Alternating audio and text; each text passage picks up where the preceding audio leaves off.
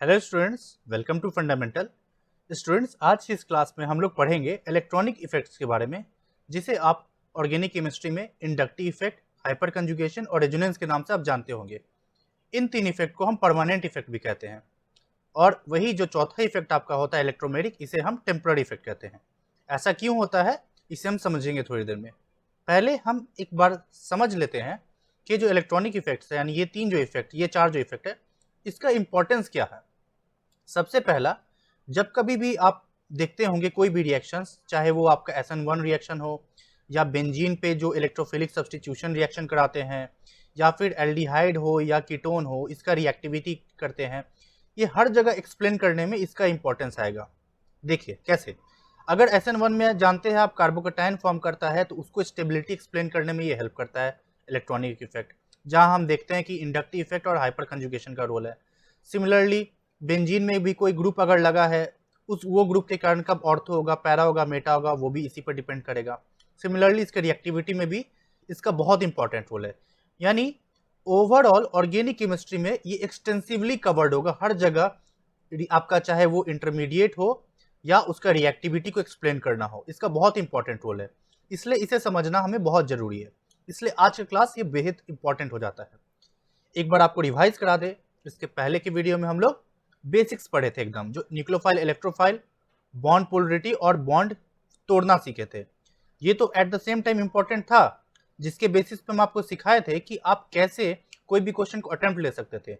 लेकिन इसका further knowledge, मतलब इस इलेक्ट्रॉनिक इफेक्ट का अगर आपको नॉलेज हो जाएगा, तो आप और भी अच्छे से एक्सप्लेन कर सकते हैं किसी भी रिएक्शन के रिएक्टिविटी को। ठीक है, उसे हम आगे स्लाइड्स में देखेंगे। फिलहाल आपको एक्सप्लेन कर देते हैं पहले कि हम परमानेंट और टेम्पररी से हम क्या कहना चाह रहे हैं। देखिए, ये आपका जो इफेक्ट है, ये आपको बोलते हैं इलेक्ट्रोमेरिक इफेक्ट है बेसिकली। ये अगर आप रिएक्शंस को देखें ध्यान से, ये कुछ नहीं, एक इलेक्ट्रोफिलिक एडिशन रिएक्शन है ऑन एल्कीन, जो कि आप देख पा रहे हैं। और उसमें हम जानते हैं कि ये एल्कीन आपका न्यूक्लियोफाइल होता है, और ये H+ का जो सोर्स है इलेक्ट्रोफाइल होता है, और इसके बेसिस पे ये आपका इंटरमीडिएट फॉर्म करता था कार्बोकैटायन। अब मेरा आपसे ये क्वेश्चन है, आप बताइए, क्या ये रिएक्शन बिना H+ के हो पाता? मतलब क्या ये जो पाई बॉन्ड है, ये जो ब्रेक कर रहा है, बिना किसी इलेक्ट्रोफाइल के कभी टूटेगा?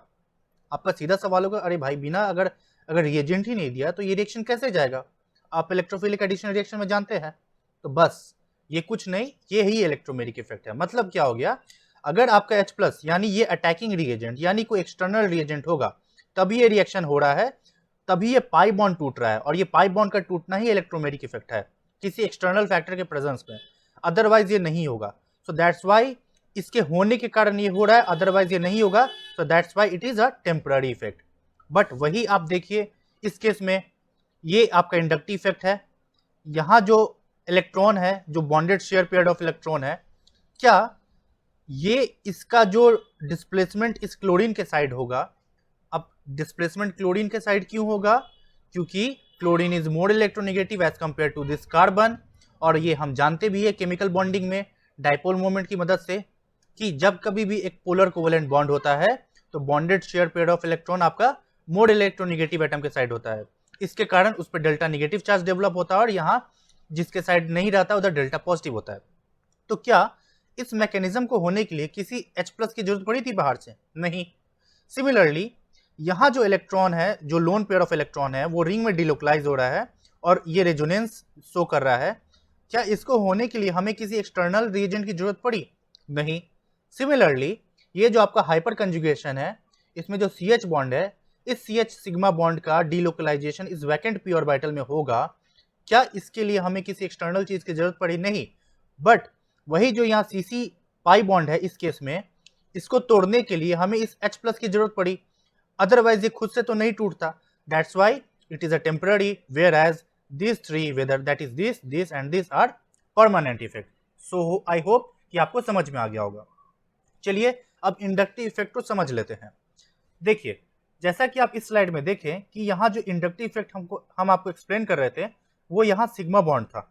सो पहला चीज तो ये क्लियर होना चाहिए कि इंडक्टिव इफेक्ट आपका सिग्मा बॉन्ड से ऑपरेट होता है। ठीक है। दूसरा चीज, ये एक वीक इफेक्ट होता है। वीक इफेक्ट क्यों होता है, मैं भी आपको एक्सप्लेन करते हैं। तो पहले आप ये समझ लीजिए ये वीक होता है, तो वीक होने के कारण क्या होता है कि जैसे जैसे डिस्टेंस बढ़ता है इसका इफेक्ट घटते चला जाता है। बट वही बाकी केस में जो आपके पाई बॉन्ड का इन्वॉल्वमेंट है, जैसे कि आपका रेजोनेंस हो गया और हाइपर कंजुगेशन हो गया, उस केस में ऐसा नहीं होता है, वो इफेक्ट आपका वीक नहीं कहलाता है और उसको डिस्टेंस से कोई फर्क नहीं पड़ता है। जब हम इसकी बात करेंगे नेक्स्ट वीडियो में, तब हम वहां इसको एक्सप्लेन करेंगे। आज के इस वीडियो में हम लोग सिर्फ इंडक्टिव को पढ़ते हैं। देखिए, जैसा कि हम आपको HCl का एग्जांपल दिए, सिमिलरली आप CH3L, CH3 और Cl को समझिए, या फिर आप HCl को ही पहले देख लीजिए। अगर पहले एग्जांपल लेते H2 का, अब एग्जांपल हम आपके लिए ले रहे HCl का। आप ऑब्जर्व कीजिए, H2 एक नॉन पोलर कोवेलेंट बॉन्ड है, तो इसके कारण क्या होगा, ये जो दो इलेक्ट्रॉन का जो शेयरिंग हुआ है, इस पर इसका और इसका दोनों का कंट्रोल है। But HCl, Cl more electronegative than H, तभी ये पोलर कोवेलेंट बॉन्ड है। इसके कारण यहाँ जो इलेक्ट्रॉन होगा वो यहाँ नहीं, बल्कि आपका ये कुछ ऐसे रहता है, और इसके कारण यहाँ पे डेल्टा निगेटिव और इधर डेल्टा पॉजिटिव बनता था। ये आपका बेसिक है। इसी चीज को सिमिलरली हम इधर भी एक्सप्लेन कर सकते हैं, तो इस कारण इधर डेल्टा निगेटिव और डेल्टा पॉजिटिव। जैसा कि हम लोग इधर सीखते थे कि डेल्टा पॉजिटिव होने के कारण यहाँ पे डिफिशियंसी क्रिएट होता था, तभी तो इसका प्रूफ क्या है, जब आप इसको सॉल्यूशन में देते थे तो H+ और Cl- के फॉर्म में टूट जाता था। तो सिमिलरली क्या हम कह सकते हैं कि यहाँ पे भी जो डेल्टा पॉजिटिव है ये कुछ ना कुछ इस पर डिफिशियंसी बताने की कोशिश कर रहा है, यानी यहाँ इलेक्ट्रॉन की कमी है। और सिंस इलेक्ट्रॉन की कमी है, तो इसका मतलब हम बोल सकते हैं कि अगर हम इसके बगल में एक और कार्बन जोड़ देंगे और अब ये जो बॉन्डेड पेयर ऑफ इलेक्ट्रॉन है, तो ये कार्बन जो है वो इसको अपने तरफ खींचने की कोशिश करेगा।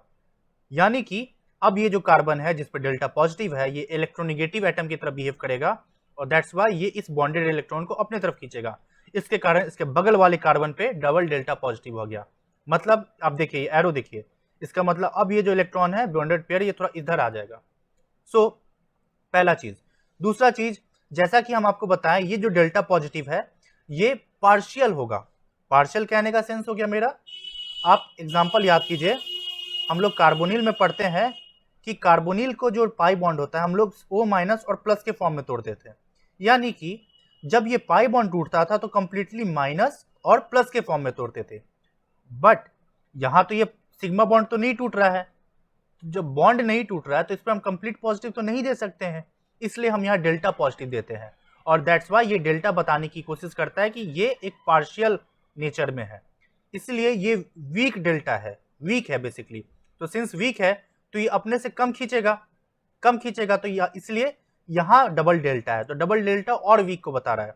सो दैट्स वाई अगर आप इसको और लंबा चेन लिखिए, तो अभी Cl खींच रहा है तो यह डेल्टा पॉजिटिव डेल्टा निगेटिव, ये और खींचेगा तो डबल डेल्टा पॉजिटिव, ये और खींचेगा तो ट्रिपल डेल्टा पॉजिटिव, ये और खींचेगा तो 4 बार डेल्टा पॉजिटिव। तो देखिए और कमजोर होते चला जा रहा है, कमजोर होते चला जा रहा है। इसलिए कहा जाता है कि डिस्टेंस बढ़ने पे इसका इफेक्ट घट जाता है। आई होप आपको ये समझ में आ गया होगा। ठीक है, अब इस पे कुछ प्रॉब्लम्स आता है, ये आपका एनसीईआरटी का प्रॉब्लम है। चलिए पहले इसे ही देख लेते हैं। यहाँ क्या कह रहा है, बस यही कॉन्सेप्ट है जो हम पोलर को एक्सप्लेन किया, बस वही है। CH3H और CH3Br में ज्यादा पोलर कौन है? ऑब्वियस ही बात है CH3Br, क्योंकि Br is more electronegative than this H। दूसरा, CH3NH2 और CH3OH में ज्यादा कौन है? Since oxygen is more electronegative than this nitrogen, इसलिए ये होगा। अगेन CH3OH और CH3SH में आपका O वाला होगा। तो देखिए पहले एक्सप्लेन किया आपको पोलर के बारे में। अब नेक्स्ट क्वेश्चन क्या कहता है कि इस जो मॉलिक्यूल है इसमें सबसे वीकेस्ट आपका जो इंडक्टिव इफेक्ट होगा वो किधर होगा? इसका आंसर आप कैसे करेंगे? जस्ट बताएं कि डिस्टेंस बढ़ने पे इफेक्ट घटता है, तो सिंस अगर इसको हम नंबरिंग करें 1 2 3, डिस्टेंस बढ़ रहा है तो इस कार्बन पे सबसे वीकेस्ट होगा। बस यही कहना चाह रहा था और कुछ नहीं। आइए अब कुछ एप्लीकेशन को डिस्कस कर लेते हैं। अच्छा हाँ, एप्लीकेशन को डिस्कस करने से पहले आपको हम पहले इसका टाइप्स बता देते हैं। टाइप्स कहने का मतलब क्या हो गया? इंडक्टिव इफेक्ट अभी इधर आप सीख लिए। अब इंडक्टिव इफेक्ट बेसिकली दो तरह का होता है, एक होता है आपका प्लस आई इफेक्ट और एक होता है आपका माइनस आई इफेक्ट। प्लस और माइनस क्या होता है? देखिए, सिंस ये क्लोरीन एक इलेक्ट्रोनेगेटिव एटम था और ये इस बॉन्डेड पेयर ऑफ इलेक्ट्रॉन को अपनी तरफ खींच रहा था सिग्मा बॉन्ड के थ्रू, तो इस सिंस ये अपनी तरफ खींच रहा है इसलिए हम माइनस आई इफेक्ट कहेंगे। और इसका उल्टा प्लस आई हो जाएगा, मतलब अगर कोई एक ऐसा एटम है जो कि इधर की ओर दे रहा है, अपने से दे रहा है, तो वह कैसा इफेक्ट हो जाएगा, वो प्लस आई इफेक्ट हो जाएगा। क्लियर है? चलिए पहले आपको कुछ एग्जांपल्स बता देते हैं कि कौन कौन सा आप मॉलिक्यूल या ग्रुप को प्लस आई और माइनस आई इफेक्ट बोल सकते हैं। देखिए, जब कभी भी आपका अल्काइल ग्रुप होगा, पहला क्या है, अल्काइल ग्रुप। अल्काइल ग्रुप से आप क्या समझे, मिथाइल हुआ, इथाइल हुआ, ठीक है, इस तरह के अल्काइल ग्रुप्स हुए तो ये आपका प्लस आई इफेक्ट कहता है।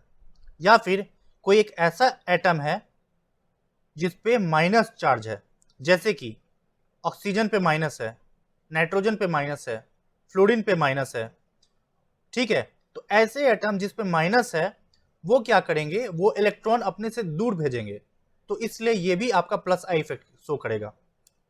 इसको याद रखिएगा। तो पहला कंडीशन कब है, जब आपका कोई अल्काइल ग्रुप हो। दूसरा कंडीशन कब है, जब किसी एटम पे माइनस चार्ज हो, और डेफिनेटली माइनस है, और साथ साथ ऑक्टेट तो कंप्लीट होना ही पड़ता है। विदाउट ऑक्टेट, क्योंकि नॉर्मल सी बात है ना, आप ऐसे सोचिए, कोई अपने से इलेक्ट्रॉन दे रहा है, वो कब देगा, जब उसका खुद का पेट भरा हो तभी देगा ना, यानी उसका ऑक्टेट कंप्लीट होगा तभी दे पाएगा।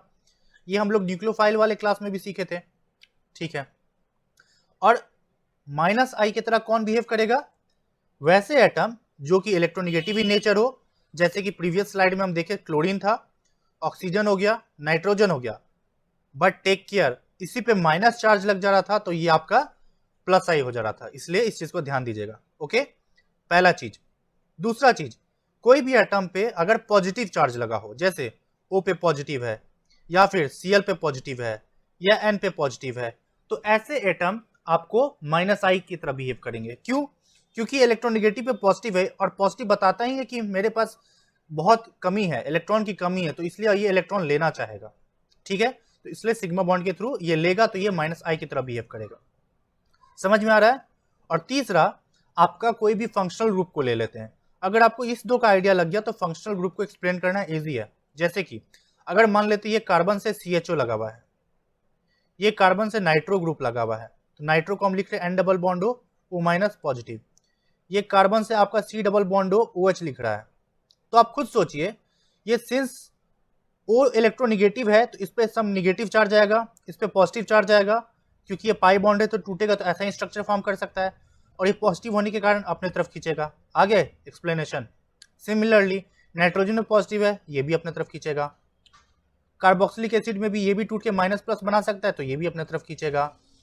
सिमिलरली आप किसकी बात करें, कोई कीटोन की बात करें, ये भी अपने तरफ खींचेगा माइनस प्लस की तरह। तो ऐसा बहुत सारा एग्जाम्पल है जो माइनस आई की तरह बिहेव कर सकता है। आप एनसीईआरटी का किताब खोलिए, वहां पे बहुत सारे एग्जाम्पल्स दे रखे हुए हैं, ठीक है, वहां से आप फॉलो कीजिए। और ठीक है, अब बात कर लेते हैं इसकी एप्लीकेशन की। देखिए, पहला एप्लीकेशन आपको होता है इंडक्टिव इफेक्ट का, आपको इंटरमीडिएट की स्टेबिलिटी को एक्सप्लेन करने में। जैसे कि अगर हम आपको कार्बोकैटायन की बात करें, एक सेकेंड, यस, कार्बोकैटायन की बात करें, आप जानते हैं कार्बोकैटायन एक इलेक्ट्रोफाइल हम लोग पढ़े हैं, 6 इलेक्ट्रॉन सिस्टम है, यानी इसे इलेक्ट्रॉन चाहिए। तो इसका मतलब हम कह सकते हैं, अगर इससे ऐसा मॉलिक्यूल या फिर ऐसा ग्रुप हम जोड़ दें जो कि इलेक्ट्रॉन डोनेटिंग इन नेचर होगा, तो वो इस कार्बोकैटायन की स्टेबिलिटी को बढ़ाएगा, ठीक है। तो हम जानते हैं कि 3 degree is more stable than 2 degree than 1 degree. क्यों? क्योंकि 3 डिग्री में 3 मिथाइल है, और हम जस्ट देखें कि अल्काइल ग्रुप आपका प्लस आई इफेक्ट की तरह बिहेव करता है, यानी ये इलेक्ट्रॉन अपने से देना चाहेगा, ठीक है। तो इस कारण हम बोल सकते हैं ये इसका स्टेबिलिटी बढ़ा रहा है। 2 डिग्री में क्या होगा, 2 मिथाइल होगा, बट एक हाइड्रोजन होगा, तो इसलिए 2 मिलके देगा। बट 1 डिग्री में सिर्फ एक ही मिथाइल है और 2 आपका हाइड्रोजन है, इसलिए ये देगा। इस हिसाब से आपका ये कार्बोकैटायन स्टेबल है। बट अगर हम कार्बोनाइन की बात करें, कार्बोनाइन में माइनस है, और ये माइनस स्टेबल कब होगा, जब हम इससे इलेक्ट्रॉन खींचेंगे, क्योंकि माइनस है ना, यहाँ पॉजिटिव, यानी ये बताना चाह रहा है कि इलेक्ट्रॉन की कमी है तो इसको इलेक्ट्रॉन चाहिए। यानी कार्बोनाइन में माइनस बताना चाह रहा है, भाई मेरे पास इलेक्ट्रॉन है। क्यों? क्योंकि ये 8 इलेक्ट्रॉन सिस्टम हो गया, तो ये माइनस को हटाना चाहेगा। कब हटेगा? जब इलेक्ट्रॉन विड्रॉइंग होगा। तो इस हिसाब से आप सोचिए, अगर कार्बोनाइन 3 डिग्री है, मतलब 3 मिथाइल लगा हुआ है, और हम जस्ट देखें कि मिथाइल कैसा ग्रुप है, इलेक्ट्रॉन डोनेटिंग नेचर है, तो ये अगर इलेक्ट्रॉन देगा तो इस पे डेंसिटी बढ़ाएगा माइनस का, तो ये मोर रिएक्टिव होता चला जाएगा, इस हिसाब से ये लेस स्टेबल होगा। इसलिए कार्बोनाइन के केस में 1 degree is more stable than 2 degree than 3 degree. I hope आपको ये चीज समझ में आया होगा।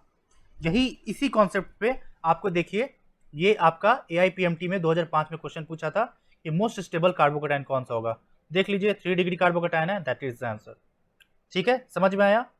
एक चीज और, इसको आप हाइपर कंजुगेशन से भी एक्सप्लेन कर सकते हैं, बट सिंस हम लोग हाइपर कंजुगेशन नेक्स्ट लेक्चर में पढ़ेंगे इसलिए अभी एक्सप्लेन नहीं कर रहे हैं। बट एक चीज आपको बता दे रहे हैं कि जितने भी इलेक्ट्रॉनिक इफेक्ट्स है उसमें सबसे ज्यादा स्ट्रॉन्ग आपका रेजोनेंस होता है, देन आपका हाइपर कंजुगेशन होता है, फिर हम मानते हैं आपको इंडक्टिव इफेक्ट को। इसलिए जहां कहीं भी ये ऐसा ऑर्डर मिल रहा है तो उसके बेसिस पर हम डिसाइड करेंगे। समझ में आया। चलिए आगे बढ़ते हैं।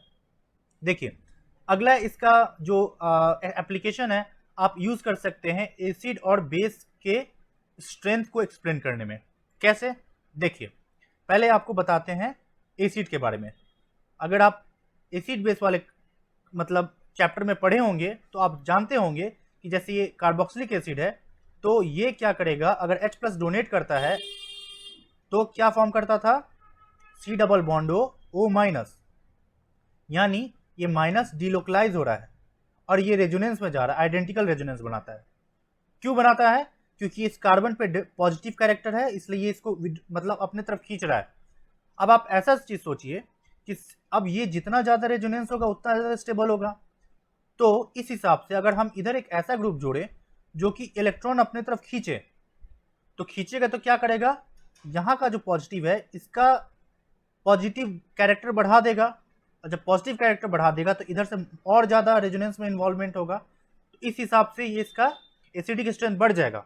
बट वही अगर एक ऐसा सिस्टम आप इधर यूज करें जो कि इलेक्ट्रॉन देने लगेगा, तो वो क्या करेगा, इस कार्बन पे मान लेते हैं ऐसा सिस्टम है जो इलेक्ट्रॉन देगा तो यहाँ के पॉजिटिव कैरेक्टर को घटा देगा, और जब पॉजिटिव कैरेक्टर को घटा देगा तो ये डिलोकलाइजेशन कम जाएगा, यानी रेजोनेंस कम होगा। अब जब रेजोनेंस कम होगा तो ये कंजुगेट बेस लेस स्टेबल होगा, और कंजुगेट बेस लेस स्टेबल होगा तो ये वीक एसिड हो जाएगा। समझ में आया। तो इससे हम क्या सीखें कि अगर ये CH3 में से अगर हम एक H हटाकर एक इलेक्ट्रॉन विड्रॉइंग वाला टाइप का जोड़ दे तो एसिडिक स्ट्रेंथ बढ़ना चाहिए। तो इस हिसाब से फ्लोरीन के इसमें ज्यादा होगा, then chlorine, then bromine, then iodine, और सबसे लास्ट में CH3 वाला रहेगा। क्यों, इसका पीके वैल्यू भी देखिए, पीके किसका है 2.66, देखिए बढ़ रहा है, वैल्यू बढ़ रहा है क्योंकि इलेक्ट्रोनेगेटिविटी घट रहा है, वैल्यू बढ़ रहा है। और हम जानते हैं पीके वैल्यू बढ़ता है तो यानी एसिडिक स्ट्रेंथ घटता है। समझ में आया। सिमिलरली आप इसकी बात करें, जैसे ये एसिड है, ये 3 कार्बन है, एक केस में क्लोरीन इधर है, सेकेंड केस में मान लीजिए आपका क्लोरीन इधर है। अब बताइए कौन सा ज्यादा स्ट्रॉन्ग एसिड होगा। अगेन यही होगा। क्यों, याद कीजिए हम बताएं आपको डिस्टेंस बढ़ने पे उसका इफेक्ट घट जाता है। तो डिस्टेंस बढ़ गया, ये इसके रेस्पेक्ट 1 2 3 पे है, इसके रेस्पेक्ट ये 1 2 पे है, तो सिर्फ डिस्टेंस कम है इसलिए इसका एसिडिक नेचर ज्यादा हो जाएगा। समझ में आया। चलिए बस कुछ नहीं, नेक्स्ट प्रॉब्लम। अब बस यही कॉन्सेप्ट आपको जानना था। इसके बेसिस पे आपका बहुत सारा एग्जाम्पल्स PYQ में दिया हुआ, उसको हम लोग सॉल्व करते क्या करके। देखिए थोड़ा सा टाइम लग रहा है तो please bear with me, concept सीख रहे हैं तो इसलिए आई रिक्वेस्ट कि आप इसको 1.5 या 1.75 पे बढ़ाकर इसको पढ़िएगा। चलिए अब इधर देखिए, again C double bond OH, C double bond OH, C double bond OH, C double bond OH। हम जानते हैं इसका एसिडिक स्ट्रेंथ कब बढ़ेगा, जब हम इलेक्ट्रॉन विड्रॉइंग ग्रुप को ही जोड़े। अब देखिए CH3 CH2 कैसा ग्रुप है, प्लस आई है, अल्काइल ग्रुप है। अगेन ये भी कैसा ग्रुप है, प्लस आई है। हाइड्रोजन, हाइड्रोजन ना ही प्लस आई होता है ना ही माइनस आई होता है। क्यों, क्योंकि हम लोग प्लस आई माइनस आई किसके रेस्पेक्ट में पढ़ते हैं, इस CH बॉन्ड के रेस्पेक्ट में पढ़ते हैं ना। अगर हाइड्रोजन से जो कोई ज्यादा खींचेगा और हाइड्रोजन से कोई कम खींचेगा, इसी के बेसिस पे हम लोग प्लस आई और माइनस आई डिसाइड करते हैं। तो इस हिसाब से हाइड्रोजन न्यूट्रल है। और अगेन यहाँ पे भी CH3 यानी इलेक्ट्रॉन डोनेटिंग है, तो इस केस में तीनों केस में इलेक्ट्रॉन दे रहा है ये ग्रुप, इसलिए इसका प्लस आई इफेक्ट होने के कारण इसका इलेक्ट्रॉन मतलब आपका एसिडिक स्ट्रेंथ घटेगा। तो इसके मतलब आपका ये फॉर्मिक एसिड यानी option C is the correct answer. ये स्ट्रॉन्ग एसिड होगा इसलिए इसका लोएस्ट पीके वैल्यू होगा। क्लियर। सिमिलर कॉन्सेप्ट यहाँ पे भी है। देखिए एसिडिक स्ट्रेंथ बोल रहा है, देखिए यहाँ प्लस आई माइनस आई, कार्बन से 3 फ्लोरीन आप जोड़ दीजिए तो तीनों फ्लोरीन इलेक्ट्रॉन खींचेगा अपने तरफ, तो इस पे बहुत सारा पॉजिटिव कैरेक्टर डेवलप करेगा। वो पॉजिटिव होने के कारण ये overall molecule electron withdrawing group हो गया। समझ में आ रहा है? और यहाँ जो OMe है, यहाँ सिंगल ऑक्सीजन है, यानी एक ही इलेक्ट्रॉन विड्रॉइंग वाला एटम है, यहाँ 3-3 है, इसलिए सबसे ज्यादा आपका सी होना चाहिए। तो इस हिसाब से ये दोनों ऑप्शन नहीं होगा, सी। फिर आपका होना चाहिए बी, इस केस में बी है, option C is the correct answer. Clear हुआ? इसको देखते हैं, इसमें क्या बोल रहा है, कौन सा स्ट्रॉन्गर एसिड होगा। देखिए अगेन यहाँ रेजोनेंस का नॉलेज लगेगा थोड़ा सा। यहाँ जो है पाई बॉन्ड ये रेजोनेंस में जाएगा, ये पाई बॉन्ड भी रेजोनेंस में जा सकता था, बट ये नहीं जा पाएगा। क्यों? क्योंकि इस नाइट्रोजन पे पॉजिटिव है, तो रैदर ये अपने तरफ बुलाएगा, आओ मेरे पास आओ, आओ थोड़ा हवेली पे, अपने पास बुलाएगा। तो करते करते यहाँ पॉजिटिव आया और ये पॉजिटिव हो रहा, तो ये इसको विड्रॉ कर रहा है, तो यहाँ पॉजिटिव कैरेक्टर बढ़ा देगा, इसलिए it is more acidic in nature. तो आप रेजोनेंस पे भी बोल दिए, और साथ ही साथ ये पॉजिटिव है, तो इंडक्टिव के पॉइंट ऑफ व्यू से ऐसे ऐसे खींचेगा अपने तरफ। तो अभी हम लोग इंडक्टिव को ही समझते हैं, जब रेजोनेंस पढ़ेंगे तो वहां हम लोग और अच्छे से एक्सप्लेन करेंगे। ठीक है, चलिए मूविंग ऑन नेक्स्ट। नाउ अब ये क्वेश्चन देखिए, सिमिलर कॉन्सेप्ट है, 2019 में आपका IIT JEE में पूछा है। अगेन देखिए स्ट्रॉन्गेस्ट एसिड की बात कर रहा है, मतलब H+ निकलेगा, H+ निकलेगा तो CBr3- होगा, एक केस में Cl3- होगा, एक केस में आपका Ci3- होगा। तो तीनों केस में क्या हो रहा है, क्लोरीन, ब्रोमीन, आयोडीन, सबसे ज्यादा इलेक्ट्रोनेगेटिव क्लोरीन है, तो ये होना चाहिए।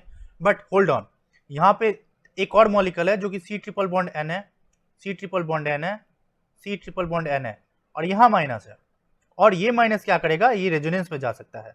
और हम जस्ट थोड़ी देर पहले बताएं कि resonating structure are more stronger than inductive effect, इसके बेसिस पे आपको ये हो जाएगा, और हम लोग अगले लेक्चर में पढ़ेंगे रेजोनेंस के बारे में, तो इसलिए हम अभी एक्सप्लेन नहीं कर रहे। देखिए नेक्स्ट ये क्वेश्चन, ये बहुत इंपॉर्टेंट क्वेश्चन है, ये हम आपको होमवर्क के तौर पे दे रहे हैं, बनाइए, हम नेक्स्ट वीडियो में इसको जरूर डिस्कस करेंगे।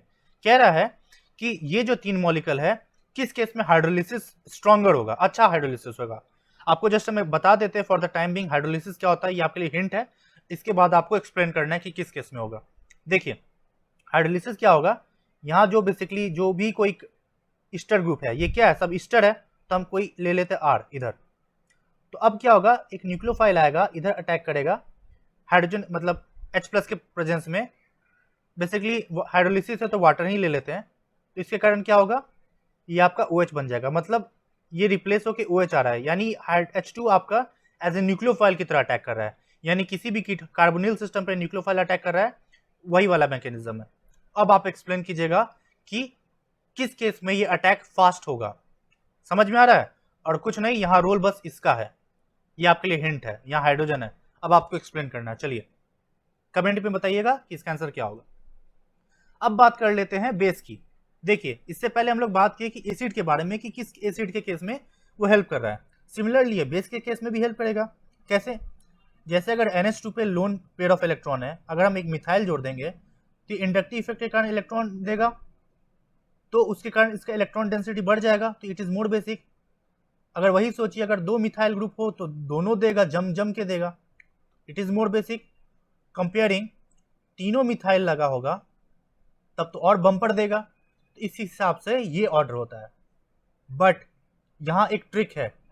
ट्रिक क्या है, ये जो आपका ऑर्डर है हम बता रहे हैं अभी, ये आपका ऐसा सिस्टम में है जिसमें सॉल्वेंट नहीं दिया रखा है, यानी गैसियस है, लेकिन जैसे ही सॉल्वेंट का रोल आने लगेगा उस केस में आपका हाइड्रोजन बॉन्डिंग का कॉन्सेप्ट आना स्टार्ट हो जाएगा, और जब ये आना स्टार्ट हो जाएगा तब आपको hydrogen bonding plus inductive effect दोनों को देखना पड़ेगा, तो उस बेसिस पे आप आंसर करना पड़ेगा।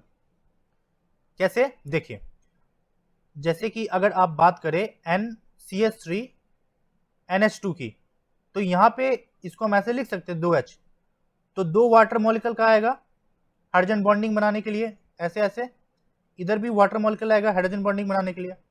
अगर आपका 3 डिग्री होगा तो उसमें हाइड्रोजन बॉन्डिंग नहीं बनेगा, 1 डिग्री होगा तो 1 हाइड्रोजन बॉन्डिंग बनेगा, तो इस तरह से जाएगा। सो अब ये दोनों के बेसिस पर डिपेंड करेगा। दूसरा चीज, इसमें एक चीज और डिपेंड कर जाता है कि ये R ग्रुप क्या है। अगर R आपका मिथाइल है तो जो आपका बेसिसिटी का ऑर्डर है वो 2 degree more than 1 degree than 3 degree. वही R अगर आपका इथाइल होता है तो ऑर्डर जस्ट चेंज हो जाता है, 2 इज मोर देन 3 देन 1। ठीक है, तो ये कॉन्सेप्ट आने लगता है। तो बस आप इसको याद कर सकते हैं, 1 डिग्री में 213, सॉरी मिथाइल में 213, इथाइल में 231। बस ये पता आप एक्सप्लेन कर लीजिए। यही क्वेश्चन पूछा आपका नीट 2019 में। देखिए ये क्या है, एक्वस मीडियम में, यानी 3 डिग्री नहीं, 3 डिग्री नहीं, 1 डिग्री नहीं, 2 डिग्री, हाँ option D correct answer. Similar concept, कौन सा स्मॉलेस्ट पीकेबी है? स्मॉलेस्ट पीकेबी मतलब बहुत अच्छा बेस। बहुत अच्छा बेस किस मीडियम में पूछ रहा है? एक्वस में। कैसा ग्रुप है? मिथाइल 213। ढूंढिए, 2 कहाँ है? हाँ ये हो सकता है, 3 है नहीं, 1 है नहीं, यहाँ एनिलीन है। एनिलीन तो और भी नहीं होगा, क्यों? क्योंकि नाइट्रोजन का जो लोन पेयर रेजोनेंस में जाएगा, रेजोनेंस में जाने के लिए इसके मतलब ये इलेक्ट्रॉन अवेलेबल नहीं रहेगा for donation, that's why it is not a good base comparing to this aliphatic amines. इस हिसाब से भी तो ऐसे ही नहीं होगा। अब आप देखिए, यही क्वेश्चन आईआईटी में पूछा था, जेई मेंस में 2014, सिमिलर कॉन्सेप्ट पे क्वेश्चन पूछ रहा है आपका नीट में, तो कॉन्सेप्ट रिपीट होता है, इसलिए आप जो नीट के बच्चे हैं वो जेई का क्वेश्चन जरूर बनाए। अगेन देखिए, सिमिलर कॉन्सेप्ट है आपका 2007 के एआई ट्रिपल ई में। अगेन स्ट्रॉन्गेस्ट बेस पूछ रहा है एक्वा सॉल्यूशन में, ट्राई मिथाइल यानी 3 डिग्री ना, मिथाइल है याद करो, 3 डिग्री नहीं 2 डिग्री होता है, हाँ मिथाइल 1 डिग्री नहीं। एनिलीन जस्ट देखें, एनिलीन नहीं होता, इसलिए हिसाब से आपका ऑप्शन सी। क्लियर हो रहा है? चलिए आगे बढ़ते हैं। अब बात कर लेते हैं नेक्स्ट एप्लीकेशन की, जो कि है न्यूक्लियोफिलिक एडिशन रिएक्शन। इसमें क्या होता है अभी आपको बताते हैं। देखिए ये है एल्डिहाइड और ये है कीटोन। अब क्वेश्चन ये हो जाता है कि दोनों में ज्यादा रिएक्टिव कौन होता है? सो ज्यादा रिएक्टिव आपका एल्डिहाइड होता है। अब देखिए यहाँ पे भी इलेक्ट्रॉनिक इफेक्ट का बहुत इंपॉर्टेंट रोल है। कैसे? आप जैसा कि जानते हैं, आपको बताए हैं, इंडक्टिव इफेक्ट शो करेगा कैसा इफेक्ट? Plus I effect. तो ये प्लस आई इफेक्ट के थ्रू इलेक्ट्रॉन दे रहा है और ये कार्बन का इलेक्ट्रोफिलिसिटी घटा देगा। इस केस में 2 मिथाइल ग्रुप है तो दोनों मिलकर घटाएगा, और सिंस हम जानते हैं हाइड्रोजन नहीं घटा सकता है, क्योंकि ना ये प्लस आई शो करता है ना ही माइनस आई शो करता है। नाउ आप सोच रहे कि इलेक्ट्रोफिलिसिटी घटा रहा मतलब क्या कहना चाह रहे हैं? याद कीजिए, हम बार बार बोल रहे हैं, आपको इलेक्ट्रोफिलिसिटी वाले टॉपिक में हम पढ़ाए हैं कि यहाँ पे जो पॉजिटिव आता है पाई बॉन्ड तोड़ने पे और यहाँ निगेटिव आता है, इसके कारण यहाँ पे इलेक्ट्रोफिलिक सेंटर जनरेट होता है, इसलिए बोला जा रहा है। क्लियर हुआ? पहला चीज। दूसरा चीज, हम जानते हैं कि अल्डिहाइड कीटोन पे कैसा रिएक्शन होता है? न्यूक्लियोफिलिक एडिशन रिएक्शन, यानी कोई एक न्यूक्लियोफाइल आएगा और इस पर अटैक करेगा। तो आप खुद सोचिए कौन सा रिएक्शन बेटर होगा, जिसपे न्यूक्लियोफाइल भर भर के अटैक करे या जिसपे न्यूक्लियोफाइल कम अटैक करे? ऑब्वियस सी बात है, जिसपे भर भर के अटैक करे। तो भर भर के वो अटैक किस पे करेगा? जो एक अच्छा इलेक्ट्रोफाइल होगा। अच्छा इलेक्ट्रोफाइल कौन हो रहा है? ये अल्डिहाइड के केस में हो रहा है, that's why it is more reactive. समझ में आया? तो ये हुआ आपका इलेक्ट्रॉनिक इफेक्ट। इसको आप स्टीरिक इफेक्ट की तरह भी एक्सप्लेन कर सकते हैं। इसको हम यहाँ जस्ट थोड़ा बता दे रहे हैं, बट स्टीरिक इफेक्ट को भी हम लोग पढ़ेंगे अगले लेक्चर में। देखिए क्या है, यहाँ पे देखिए 2 ग्रुप है बड़ा बड़ा, और यहाँ सिर्फ एक बड़ा ग्रुप है और हाइड्रोजन तो छोटा है। तो आप खुद सोचिए, 2 बड़ा के बीच में एक को घुसना है, यहाँ एक बड़ा एक छोटा के बीच से घुसना है, किधर आसानी होगा? इधर, क्योंकि इधर एक छोटा सा हाइड्रोजन है, इसलिए स्टीरिक फैक्टर भी इसको हेल्प करता है मोर रिएक्टिव के टर्म में। समझ में आया? बस यही कॉन्सेप्ट आपको इधर भी लगाना था। न्यूक्लियोफाइल आके अटैक करेगा तो रिएक्टिविटी चेक करना है, कौन सा अच्छा कौन सा carbon more electrophilic in nature है। एक और हिंट आपको दे दिए। चलिए बस इसी कॉन्सेप्ट के बेसिस पे ये 2 प्रॉब्लम है, देखते हैं। कह रहा है कि किसके केस में न्यूक्लियोफिलिक एडिशन रिएक्शन बढ़िया होगा। देखिए कीटोन है ना, ये भी कीटोन है नहीं, एल्डिहाइड है हाँ, यहाँ एक मिथाइल एक कार्बन, यहाँ 2 कार्बन है, और सिंस 2 कार्बन होने के कारण एक और इंडक्टिव इफेक्ट इधर से आएगा। इस हिसाब से मिथाइल का इंडक्टिव इफेक्ट कम है, प्लस आई इथाइल का ज्यादा है, और सिंस प्लस आई इधर इलेक्ट्रोफिलिसिटी घटा देगा, इसलिए ये नहीं होगा, रादर ये होगा। क्लियर हुआ? ओके।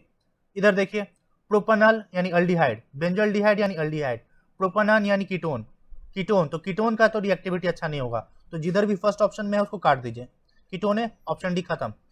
और लास्ट में सबसे ज्यादा कीटोन होना चाहिए। देखिए ए में बेंजोल्डिहाइड है, बी में ब्यूटानॉन है, सी में प्रोपेनॉल है, यानी ब्यूटानॉन है कीटोन है, तो ये ऑप्शन हो सकता है। बेंजोल्डिहाइड एक अल्डिहाइड है, प्रोपेनॉल भी अल्डिहाइड है, यानी ऑप्शन बी होगा। देखिए आपको जस्ट इतना पता था, ऑप्शन इजीली सॉल्व हो गया। IIT JEE 2020 question JEE mains. Clear हुआ?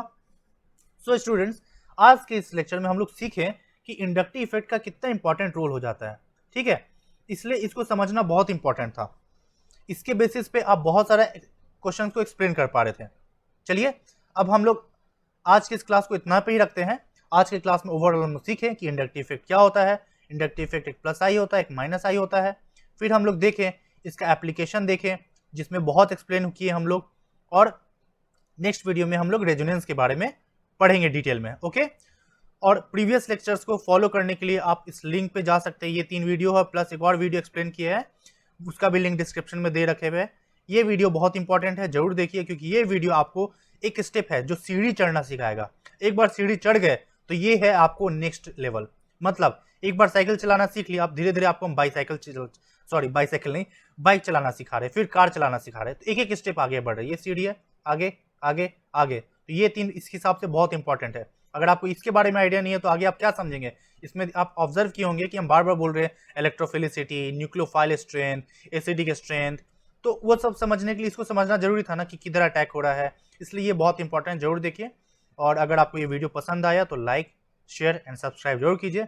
मिलते हैं अगले वीडियो में रेजोनेंस के साथ, एंड तब तक के लिए thanks for joining and good luck guys. Thank you.